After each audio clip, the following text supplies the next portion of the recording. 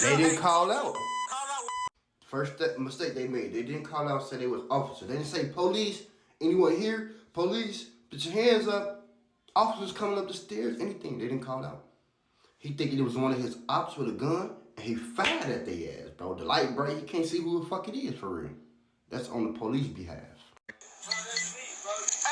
The man around the corner saw someone suddenly appear and immediately pulled the trigger. The two officers returned fire and quickly ran down the stairs. The man then voluntarily stepped out and put away his weapon, saying the flashlight was too bright and he couldn't see clearly. The man and the officers then recognized each other. They turned out to be childhood friends who had grown up in the same neighborhood. That's me, bro. That's me. That's me. I just got shot. Come down! Yeah, no, I ain't shoot you, bro. I ain't shoot you, bro. You almost hit me. Bro, you almost hit me. Bro, you picked up that... Bro, I know you, bro. You know I love you like a fuck, man. What's wrong? Come on, bro. You tripped. Hey. I'm not trying to do that. Now, y'all. Shots fired. Come down! Come down! Although the man had already put away his weapon, he refused to comply with orders to walk downstairs. The officer, who had been sitting on the ground moments earlier, thought he had been shot, but he was actually not injured. He drunk. He normally don't act like that, man. I've been knowing this dude since he was a kid. What y'all want him to do? Y'all come up there with guns out. Hey, we're not gonna hurt you, man. You know me. I'm not gonna hurt you. Not long afterward, the man finally walked downstairs. He again explained that he could not see clearly earlier. The man was then taken to the hospital for treatment. After being discharged, he was sent to jail. He will face a charge of first-degree attempted murder. However, he stated that he did not intentionally attack the officers. He said the officers did not announce their identity while coming upstairs. They also shined a flashlight into his eyes. This forced him to react in self-defense. Many people are amazed by the way Tyler, a 10th grader at Old Brook High School in Old Brooklyn, climbed up and down the ladder so decisively to save the family before the house was fully engulfed. It turns out he does construction work with his stepfather, and he feels he was in that place at that time for a reason. I do a lot of work like that. I manned the ladder that morning, and I ended up going home using that orange ladder, and I went home. Tyler says he did not realize the impact of his actions until members of the family he saved asked to meet the 16-year-old. While there was a language barrier, he says their emotions spoke volumes. A 12-year-old boy who jumped from a second-story window in the rear of the house served as an interpreter and conveyed the family's gratitude. He was telling me how proud he was and how happy he was. And the dad, I hugged him a couple of times, and he gave me a really, heart-touching hug. Felt some type of way. Almost teared up. The city of Cleveland is now planning a ceremony to honor Tyler for his quick thinking and heroic actions. The rescue video caught the attention of Cleveland Cavaliers guard Donovan Mitchell, who spoke for many Northeast Ohioans on Tuesday. When you see something like that, there's two different, it's kind of you're there, you panic, or you leave, or you kind of go out there and find a way to help. And, for it to be a 16-year-old kid to go out there and find a way to do the job of the firefighters until they showed up, that takes a lot of guts, it takes a lot of heart, it takes a lot of selflessness. Get that man a GoFundMe, bro. Set him up something, gang. Or the house, the people that burned the house, set them up a GoFundMe, and somebody help that little dude out, bro, for real. Every minute I spent with him, I regret and I apologize that I did that. Part of that issue of trust brings me to Jeffrey Epstein. I want to know what your relationship with him was. Yeah, I met Jeffrey in 2011. So over a period of 3 years, I had a number of dinners with him. The focus was always, he knew a lot of very rich people, and he was saying he could get them to give money to Global Health. In retrospect, that was a dead end, and I've said many times, but I'll say again, I was foolish to spend time with him. I was one of many people who regret ever knowing him. You've really no doubt seen the allegations, including some of them from the last 24 to 48 hours. Damn, so they had a whole village underground, bro. What the fuck? Who made that?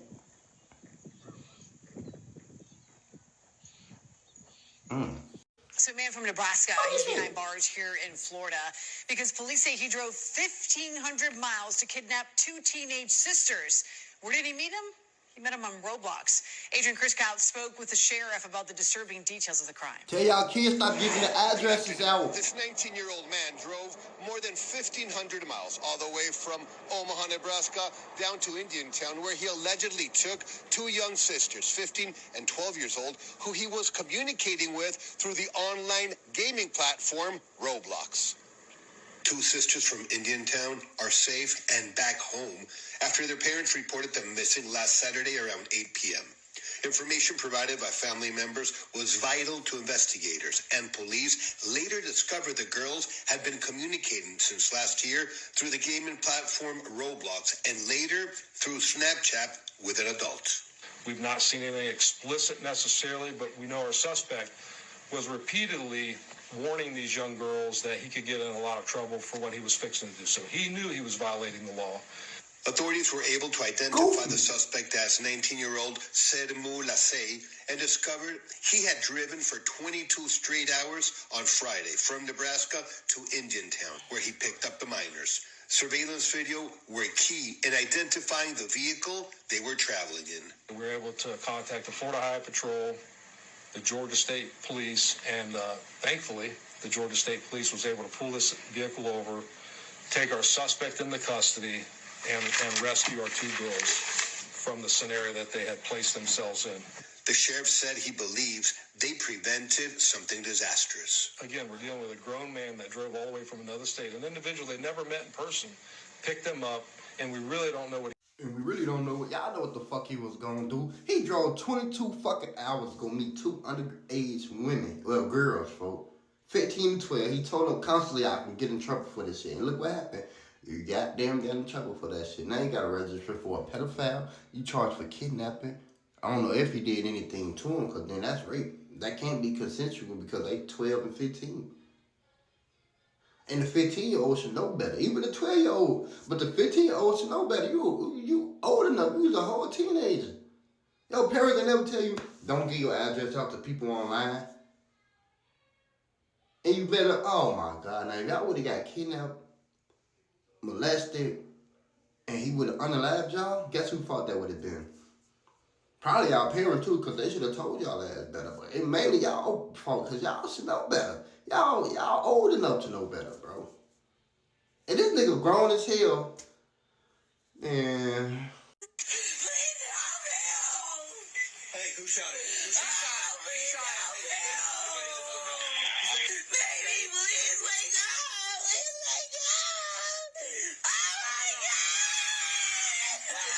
Did he come into the house? Yes, he kicked my back room door in! Okay. Oh my... He kicked your back room door. you cheating and you got a How boyfriend? many times did he shoot? Twice! 2 times? He took my gun out my purse and shot him! Okay. Your gun was in your purse? Yes, and he snatched my gun out my purse and shot him! Where's the gun at now? He got it still! He's going towards my children, please! Where's your children at? And my mom! Your mom? She's there, please! Let's see. Come on back. Talk to this officer over here. Come here. Hey, come back here. And she's still naked. Come back out of the way. Your baby daddy came over here, correct? He's my boyfriend. I have no children with him. Your He's boyfriend. Correct? Yeah, that is my boyfriend. Okay. That is my ex. We're on and off. Okay.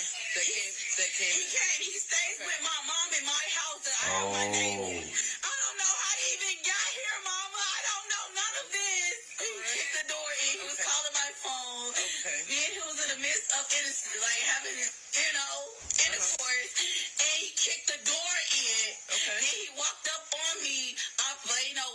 Went back, and then he went towards the door. My purse was sitting on the bed still, open, and my gun. I carry my gun. I'm legal. I'm licensed to carry. Okay. So I carry my gun in my purse. He took it out my purse and he cocked it, and I begged him not to shoot in the house, and he shot at him. I didn't think he hit him. Guys. Y'all playing dangerous games. I mean, how did his... Jerry had his gun on him the whole time. Okay. On my dresser. Okay. And then look how the dress and how he was positioned. He was standing with my dresser next to his gun. He got to his gun, but he wasn't trying to shoot because I was talking to the guy, talking to him. All of a sudden, he just lifted his arm up and just shot. I didn't think